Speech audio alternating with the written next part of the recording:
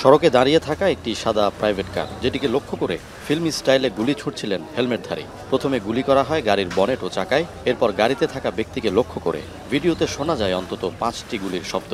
মঙ্গলবার সন্ধ্যায় চট্টগ্রামের মদুনাঘাটে বিএনপি কর্মী মোহাম্মদ আব্দুল হাকিমকে প্রকাশ্যে গুলি করে হত্যার ঘটনার এই ভিডিও ছড়িয়ে পড়ে যোগাযোগ মাধ্যমে।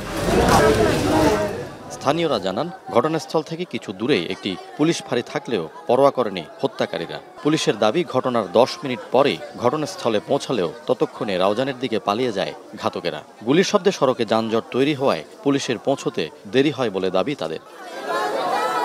পুলিশ বলছে, প্রাথমিকভাবে হত্যাকাণ্ডে জড়িত 3 জনকে শনাক্ত করেছেন তারা।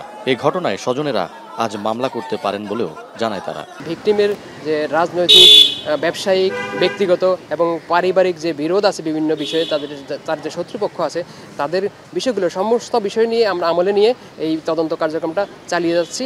পুলিশের ধারণা, নিহত হাকিম বিএনপির কোনো পদে না থাকলেও বহিষ্কৃত নেতা গিয়াস কাদের চৌধুরীর ঘনিষ্ঠ ছিলেন। বালুমহালের ব্যবসা নিয়ে বিরোধের জেরেই এই হত্যাকাণ্ড হতে পারে। তবে এর সাথে রাজনৈতিক প্রতিপক্ষ গোলাম আকবর খন্দকারের অনুসারীরা জড়িত কিনা তাও খতিয়ে দেখা হচ্ছে। আমরা যাদের বিষয়ে খোঁজখবর নিচ্ছি, আমরা তদন্তের স্বার্থে আপাতত তাদের নাম প্রকাশ করছি না, তবে শীঘ্রই আপনারা জানতে পারবেন। রাউজানে গত 2 মাসে রাজনৈতিক সহিংসতায় প্রাণ গেছে অন্তত 13 জনের। এর মধ্যে 10টি হত্যাকাণ্ড রাজনৈতিক। বিএনপির বিবাদমান 2 পক্ষে সংঘর্ষ হয়েছে শতাধিকবার। গুলিবিদ্ধ হয়েছেন 300-রও বেশি মানুষ।